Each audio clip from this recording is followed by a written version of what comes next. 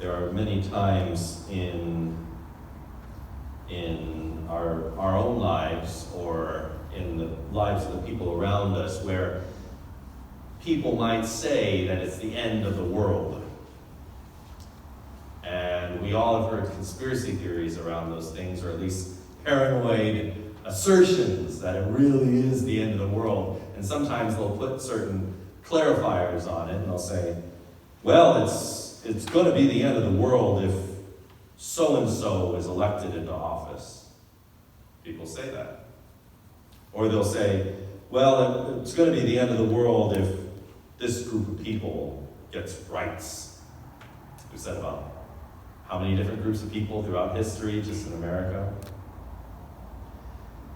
And some people might have said at some point, well, it'll be the end of the world if there's ever a virus that goes pandemic.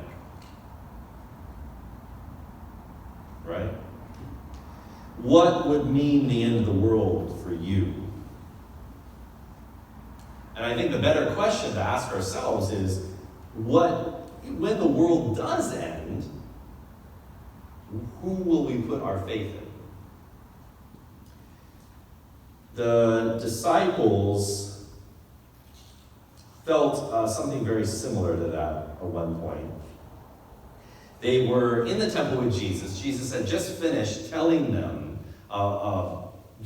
speaking in the temple, and as he turned around and he went out, the disciples followed him.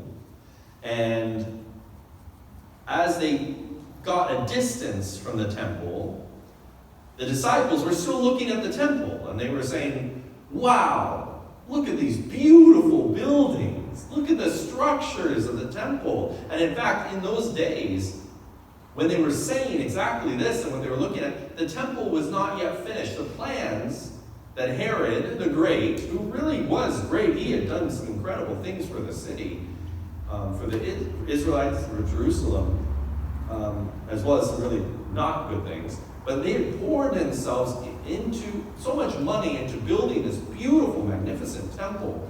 And it wasn't finished yet. They had plans that were still being built. People were employed. There was a lot of benefit to the economy just building the temple. And so the disciples being there, and they're from, many of them are from Galilee, so being in Jerusalem is really special. They're looking up at this and they say, wow, Jesus, look at this beautiful temple. Look at the buildings. Then Jesus, he looks up and he says, I tell you that not one stone of this building will be left standing on top of each other. What? Jesus keeps moving, and the disciples keep moving. And they go down in Jerusalem. They move down from the temple. They go down into the Kidron Valley, and they move up to the other side. And there is the Mount of Olives. Just as they're going up into Bethany, into Bethany. And as they're moving up into Bethany, and before they go over the mountain into Bethany, they're just there on the side of the hill, which is the Mount of Olives. All these olive trees, it was just nice place to be, and Gethsemane's there and all. So the Mount of Olives, and Jesus, he stops, and I can imagine in my mind's eye the sun setting behind Jerusalem from their vantage, and the sunlight is reflecting off of that glorious temple and off that beautiful city, with the stones of which, for the temple, some of those stones were larger than the stones used in Stonehenge or in the pyramids. It's a magnificent feat of architecture. And the stones themselves were quarried out of this type of stone that when the light hits it, especially a sunset, the whole city looks like it's aglow, like it's golden. It looks like a golden city, even though it's not. It looked beautiful. And so as the sun is setting, and Jesus and his disciples are sitting in the Mount of Olives, and they're looking at this beautiful scene, they come up to Jesus, remembering what he told them, that not one stone will be left on top of another. And they go, Jesus, when will this happen? And what will be the sign before this happens, so we know? And what will be the end of the world, the sign to the end of the world? Because for them, that was the end. The temple was their world. Can you imagine what it must have been like to hear that their temple would be destroyed? They said, well, the world must end. If the temple is going to be destroyed, that's the end of everything. But it wasn't. And so they're there and they look over and they ask Jesus, what will be the signs of the end of the age? Now Jesus at that point could have said, I like thinking when I read a passage, what could have this person, especially Jesus, what could have Jesus said but didn't? One thing that Jesus could have said that might align better with our personal expectations of our own future would be, just kidding. Sit down, relax. Everything will be hunky-dory easy. Let me just multiply some more bread and fishes for you all. Let's eat and be fine. Like, nothing will happen. Jesus doesn't say that, though. He doesn't say that things are going to be easy. He doesn't say that everything's going to be smooth sailing. He doesn't say you'll always be full. You'll never have difficulty. He doesn't say any of that. Instead, when he sits down, he tells them. And I think these words in Matthew chapter 24 and 25, which we're looking at chapter 24 this Sabbath, and next Sabbath we're looking at chapter 25. I think as Adventists, as Christians, we're a bit too familiar with them. But I realize that these words of Jesus have something for each one of us.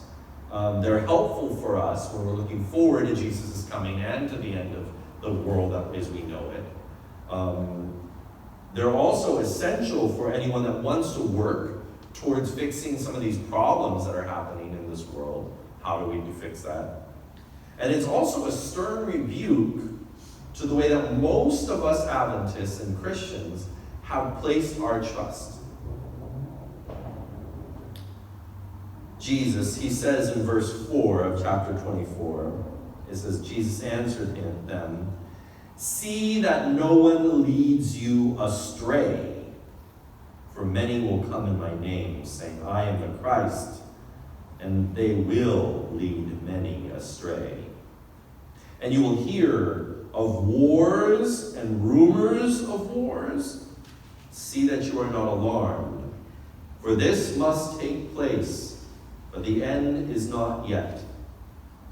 For nation will rise against nation, and kingdom against kingdom, and there will be famines and earthquakes in various places. All these are but the beginning of birth pains."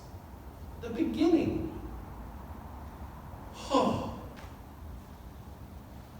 It says, "They will deliver you up into tribulation and put you to death, and you will be hated by all nations for my name's sake. And then many will fall away and betray one another and hate one another. And many false prophets will arise and lead many astray, and because lawlessness will be increased, the love of many will grow cold." These things that Jesus says, they're escalating, getting more and more intense. He's building a climactic slew of signs to watch out for. Sometimes it feels like the world is ending, right? Sometimes it feels like the world is ending. Our world is ending. Sometimes it really is ending for us. And sometimes it's crafted to feel as though it's ending, when in fact, there's still more to come. I want to talk about these for a minute. Sometimes when it feels like the world is ending, it might be because the internet went down and we really can't get on. It feels like that. It feels like, oh, what am I going to do? Everything's over. Because I can't get my tunes. I don't know. I heard this really clever spoken word poetry that talked about the Sriracha apocalypse. That suddenly, it was as if sriracha was all used up in the earth, and people roamed the continent looking for the last bottle of sriracha. They said, is life even worth living? It was quite funny. But that could be the end of the world. How shall I eat my eggs? But sometimes it really, seriously, it feels like it's the end of our world when we mess up. We do something just unbelievably stupid. And we're like, my world is over. Or a relationship ends. Or the church itself, or somebody we trust disappoints us or betrays us. It feels like the end of the world. And sometimes we act on those feelings that it's the end, when in fact it's not, and God has still something ahead of us. And if we feel like it's the end and we cut it short, mind you, we miss out. Sometimes it really is, though, the end of our world. Maybe not, the world will keep spinning, people will still have their lives, but our world is shattered. And to be real, with a certain diagnosis, our world starts spiraling to a halt. When the pandemic happened, many people's worlds ended. And some people, I've heard about one person that, and I'm sure many others, they said, I don't want to handle this. I don't want to go through this. And they ended it. They didn't need to. They didn't get sick. They had a hope, but they ended it. They said, this is the end. It's a sad reality that people would make that decision. And now, looking at the wars and tribulation around the world in other countries, even upset here, but thinking about Israel and Gaza, I mean, just such horrible things are happening on both sides. And it's the end of the world for many people, for the worlds as they know it, or for their own, the people they care about. And then sometimes things are crafted to make it feel like it's the end of the world. And maybe you've been in conversations like this, and I want us to be very cautious when we hear people talk this way. When they look at the war in Israel or Gaza, and they say, this is the sign of the end. And they've tied those spaces in with prophecy, but they forget the words of Jesus when they do that. That said, when he said there will be wars and rumors of wars. There will be nations rising against nations. This is the beginning of trials, of tribulation. This is the beginning of birthing pains. And just like when a pregnant woman goes into labor, those pains, they get more and more intense and closer together. It's the beginning. It's the beginning. And he said, see that you're not alarmed. The words of Jesus, as he describes all this crazy, he says, see that you're not alarmed.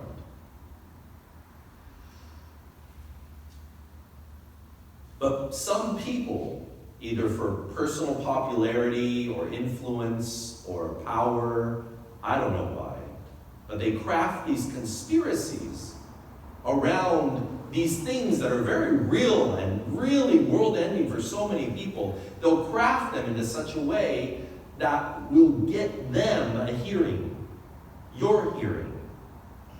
And they'll want to pull you into this idea that they've structured. Maybe it's somebody on YouTube. Maybe it's something that somebody sent you on Facebook.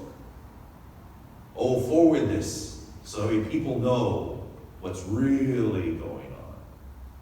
Because we know and other people don't. But the words of Jesus are clear. See that you are not alarmed. Jesus wasn't ignorant to the stuff that we as humans could go through or experience. Jesus knew it all, and he still said, see that you're not alarmed. Why is that? My uncle, which I hope he never watches this sermon, my uncle, one family gathering a number of years ago, he pulled out at this birthday party this little pamphlet and he handed it to me. It was a trifold, and on the front cover it said, 2012, the end of the world? Question mark.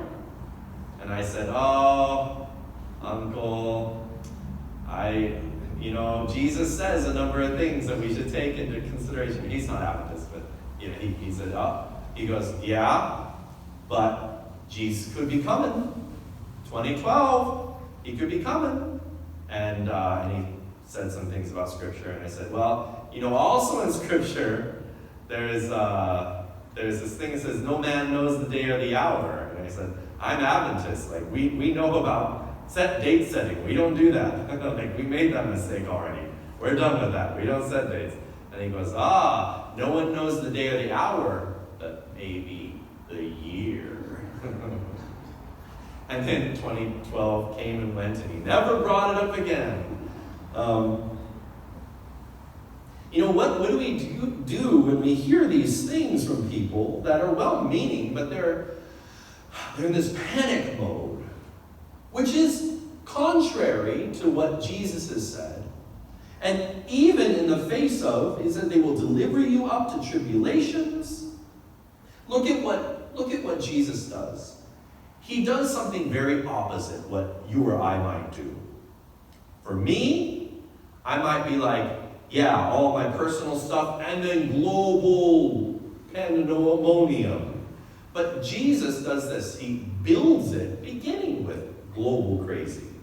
He says wars, rumors of wars, nation rising against nation. This is stuff that's happening, we hear about, that's happening in the world around us. But then he starts bringing it closer to build the momentum. And he says, and then eventually they will deliver you up to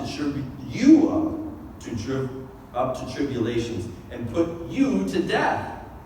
And you will be hated by all nations for my name's sake.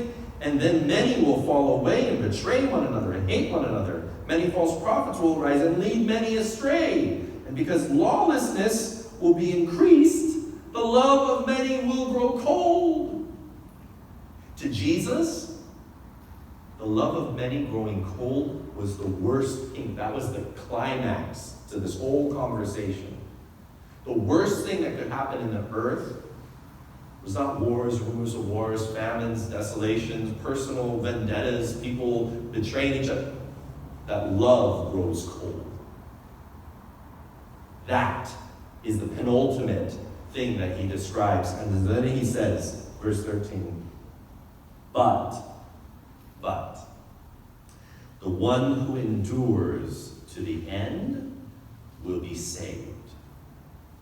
The one that endures. Now, in my conspiracy theory brain, I might say endures, which means I've navigated through the famine because I stocked enough in my pantry and slid it under my bed. Okay, endures. All right, so it means that I figured out which nations were rising against which nations. I moved to those countries that were the safest. Endures. Okay, so if I avoid the true Antichrist, then maybe I can endures. But what does endures mean? One that endures means that they didn't stop. They didn't give up. They continued to love even when everyone else stopped. They continued to move forward when everyone else quit. Endures. Those are the ones that will be saved. When we look at Revelation chapter 14, verse 12, it says, here is the endurance of the saints, those that keep the commandments of God and keep their faith in Jesus. They still keep the law of love, even though it doesn't feel like that it is a fair advantage. And they continue to keep their faith in Jesus, even when it feels like everything that's happening to them, Jesus has abandoned them, or he's not there anymore. They persevere, they endure. That is endurance. It means for us to keep doing good even though it doesn't feel like a benefit, and to not give up and to not stop. And then he says, verse 14, and this gospel of the kingdom will be proclaimed throughout the whole world as a testimony to all nations, and then the end will come. To Jesus, endurance is the way to get through it all, and the gospel going to all the earth is the sign that the end is near. The end is coming. The gospel to us is that we can endure because Jesus endured. He went through all those things and he kept his eyes fixed on God. We are also able to keep our eyes fixed on him. The gospel is that we have hope in every circumstance. Not wishful hope, like, well, I hope it works out. It's hope that we have confidence that Jesus is more powerful than any crazy thing that's around us. And even if it means that we end up suffering, even if it means that we end up being hated, even if it means that we die, Jesus will still triumph. Around us and in us, in a new reality. And that the gospel keeps moving forward and it never stops short of total proclamation to everybody. There's no people group that should be left out of that. And if we set that limit, then we are limiting both the gospel, the good news of Jesus. We are dwarfing the power of Christ in people's lives. And we are setting ourselves up to be the determiner and the limit of how far God's grace goes.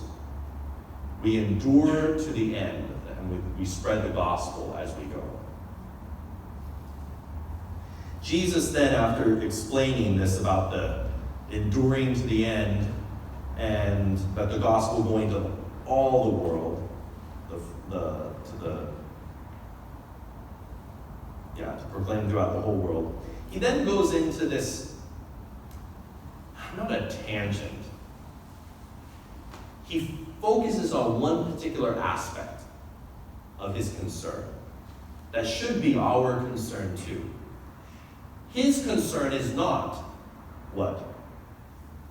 Earthquakes, wars, famines, having enough, being safe. That's not Jesus' concern. He doesn't warn us. He says it's going to happen. You're going to be all right through it. Endure to the end. Preach the gospel to the whole world, everybody. That's what Jesus is focused on. Confident assurance, do not be alarmed. Now, what he says next, in this next big old paragraph from 15 to 28, he talks about two things, and he's warning us. Jesus gives us warning for these next 2 points. And he says,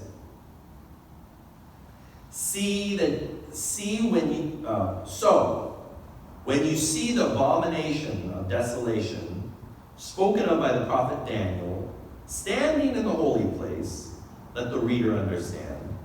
Then let those who are in Judea flee to the mountains. Let the one who is on the housetop not go back to take what is in his house. Let the one who is in the field not go back and take his cloak. And alas, for women who are pregnant, and for those who are nursing infants in those days, pray that your flight may not be in the winter on the Sabbath, for then there will be great tribulation, such as not has been from the beginning of the world until now, no, and never will be. And if those days had not been cut short, no human being would be saved. For the sake of the elect, those days will be cut short. Now, us Adventists, we have a certain understanding of this. And I think we've clinged to that to the exclusion of what might be even more relevant and personal to us in these days of waiting in between. The abomination and desolation. What? What is this? And if we look at Daniel, he points to certain things. In Jerusalem, in 70 AD, when Jerusalem fell, when those stones were all pulled apart and not one was left on top of each other, historians look back at the sacking of Jerusalem as being the worst atrocity in history that had ever happened. Historians said this was the most devastating condition for humans that has ever existed. the kind of depravity that people had sunk to inside the city while they were in siege was unbelievable. And before that happened, the Roman guard, they had the standard. They had their standards as they came into the temple. They put it they put the standard up inside of Jerusalem, inside of the holy place. And the Christians that remembered the words of Jesus, they saw the standard of the Roman army inside of what was God's house, and they left because he said, don't even go back and get your coat. Don't go back inside the city if you're outside the city. Just leave. And they did. And historians say that most Christians, there were very few Christians that were still inside the city when it fell. Because they heard that warning and they left. But that prophecy about the end of Jerusalem also applies to us in these last days. And maybe it won't be when the world ends that we'll see it, but we have seen it, I promise you. We've seen that happen in our own experiences. This standard, this flag, this symbol of power positioned in a holy place. And I'm not trying to pull you into some sort of conspiracy. I'm simply reminding you of these points that Jesus said, that when power and religion come together, flee. Get out of there. When church and state unite to enforce their moral ideals, get out. If you have a church that becomes forceful, even in a small, country church kind of environment, when there's a church that becomes coercive, that is the warning. Get out of that space. Don't go back to get your coat. Don't go back in to see how can I help? Get out. Get out. And how many times have we heard or experienced ourselves a toxic church environment that have scarred people so badly because of the kind of forceful space culture that they've created? When Jesus says, when you see the standard, the abomination, desolation set up in the temple, get out. We need to get out. If we see the state and the church combining to enforce its ideals, that's it. Flee. When faith is forced, flee. And then he goes on to say, then, if any of you says to you, look, here is the Christ, or look, there he is, do not believe it. For false Christs and false prophets will arise and perform great signs and wonders, so as to lead astray, if possible, even the elect. See, I have told you beforehand. So if they say to you, look, he is in the wilderness, do not go out. If they say to you, look, he is in the inner rooms, do not believe it.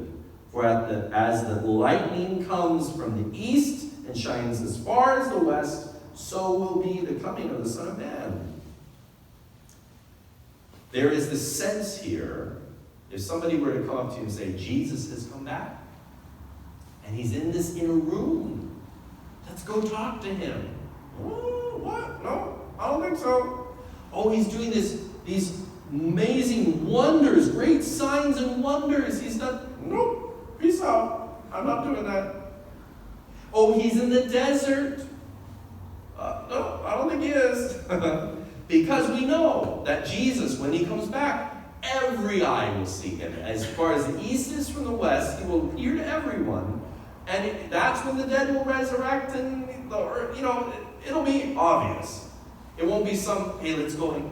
But how many people today, even today, we know from even just recent decades of history, how many people have said, I'm Jesus? And people flock to them. They give up all of their money. They go into debt. They give themselves over to this group of people. And we think, well, that's not many. Those are terrible things that have happened. But they're just small groups of people. It's not so small. There's groups today where somebody is still claiming to be Jesus. Most recently, there was a cult where the leader that claimed to be Jesus died. And then what are they going to do now? They figured it out. They're still together. They're still going around and preaching their gospel. It's serious. And how many people have lost loved ones into those traps of false Christ? Now we might think, well, we're guarded against that for sure. But that same mentality of saying that a certain group of people has an exclusive hold on salvation to the rejection of other people, or saying that we have top secret information about how to be saved, so you better come to us. Come listen about how we have the truth and other people don't. Come, let me tell you. Let me get you in on this. This Gnostic understanding, it might feel just like one or two people here or there. There's so many versions of it. It exists even within our own churches. That we say, oh, but that person really doesn't know everything. When faith makes space for power to be exercised in its midst, flee. When salvation is touted as top secret or exclusive, only available to some, don't go. Don't go. Is that helpful? Is that helpful? Making it more relevant than just Antichrist someday? It's real, and it's a real reality, and it's mentality that I've experienced even among my friends, even within the Adventist church at times. This very us, not them. Immediately after the tribulation of those days, Jesus says, the sun will be darkened, and the moon will not give its light, and the stars will fall from heaven, and the powers of the heavens will be shaken. Then will appear in heaven the sign of the Son of Man. Then all the tribes of the earth will mourn, and they will see the Son of Man coming on the clouds of heaven with power and great glory. And he will send out his angels with a loud trumpet call, and they will gather his elect from the four winds, from one end of heaven to the other.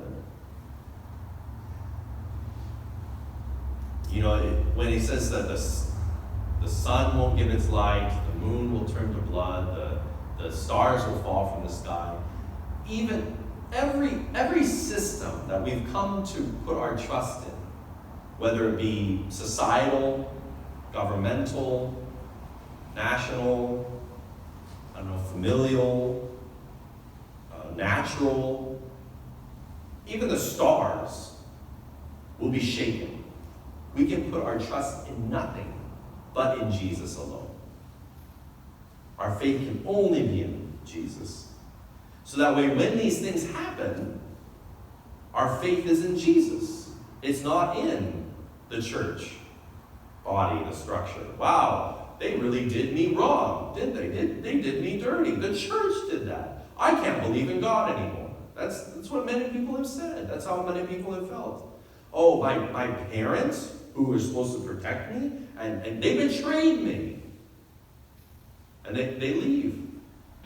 This is a reality of our life, and Jesus knew it, so he warns us against that. We can only put our confidence in Jesus. God will do it. He talks about the fig tree, and he says, when you see all these things, when you see that all these things happening, you know that Jesus is near at the very gates. Heaven and earth will pass away, but my words will not pass away, he says as his promise. You know what Jesus has for us is something more than paranoia, right? What he has for us is himself. And what we have for the people around us is more than just fear or conspiracy or warnings in general. We have Jesus. We preach the good news about Jesus, and we're to give it to everyone without stopping, to endure. There is nothing that we can go through that Jesus didn't already foresee and has promised already that he will keep us through it, even the end of our world. So, I have a few times in my life when my world was ending. One, I think weekly, especially as I prepare a sermon, it feels like the world is ending. Oh man, like, how is this gonna turn out? Is this gonna be accepted or heard or appreciated or rejected, or all this is going on? And I again have to say, Jesus, it's all you, not me. World ends right that day, and then I stand up here and I smile and I tell my sermon. Anxiety's real. It's real. Every time I mess up, make a big mistake, or even when I don't and things are just too big for me, like the rain, it feels like the world's ending, and I think, what are we gonna do? I don't know. Jesus, you have to do this, because my faith isn't in what I can do, and my faith isn't in what the success of what things look like. It's in Jesus.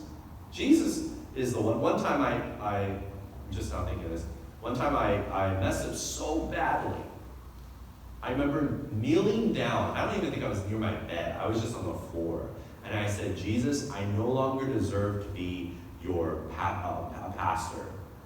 And the immediate thought that came after that was very loud external thought. It was not from me. And it said, when did you ever deserve to be a pastor? I called you to be a pastor. You didn't deserve it. I go, oh, that helps actually. Thanks. I shared this before. My Bible teacher in high school, in my academy, had invested in me so much. Was somebody that I trusted, somebody that had done so much for me in my little teenage world that felt like it was always going to fall apart. Guess it hasn't changed. And he poured so much into me, gave me so much hope and promise into Jesus that still is burning inside of me.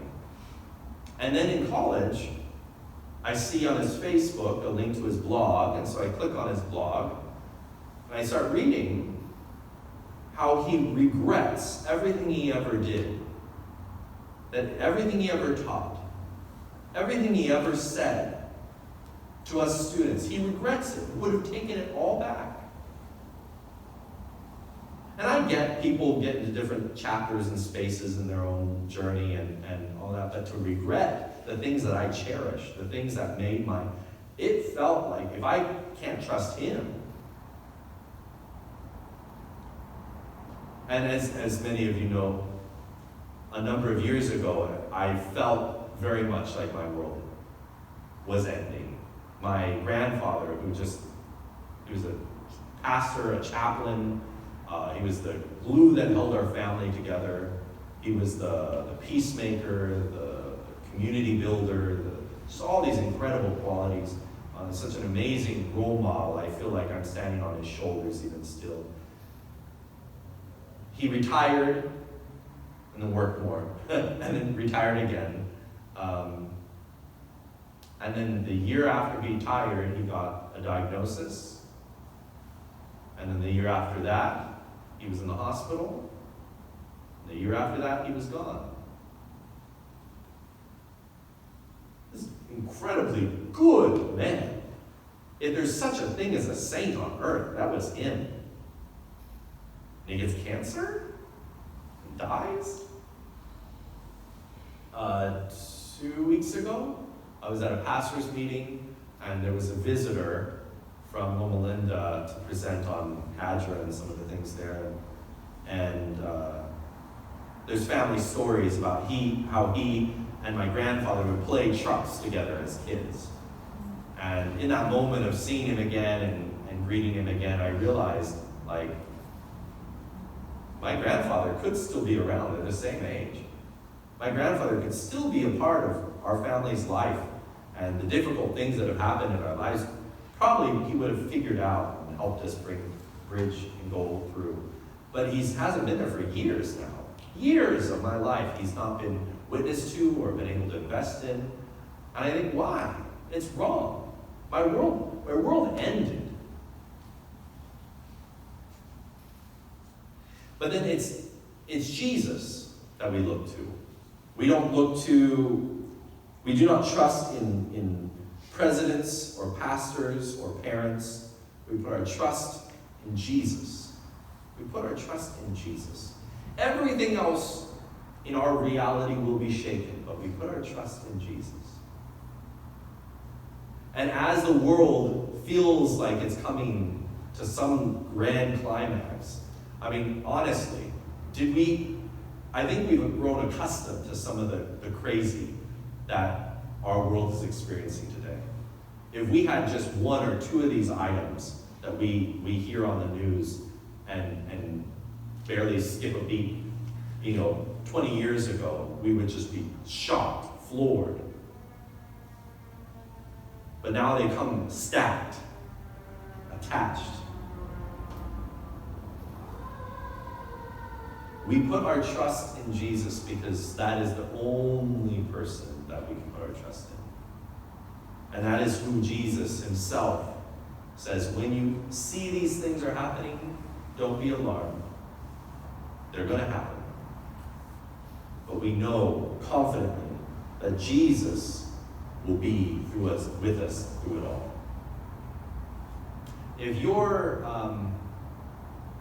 If as you've heard some of these things, these conspiracy theories or actual news events, as you see the wave of unmanageable chaos that comes at you, if your heart melts in you at times, I want to pray with you. And I'd like you to pray while we pray together. And say, Jesus, I'm worried. I'm scared. I want to put my trust in you through it all. The global things, the personal things, the very private things. Help me to endure. Help my love to endure. And may I keep my eyes on your gospel. Let's pray together. God, you are the God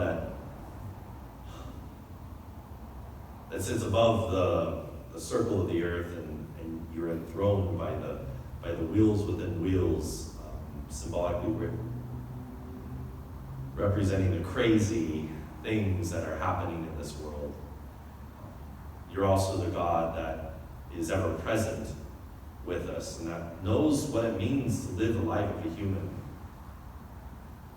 The pain, this discouragement, the disillusionment.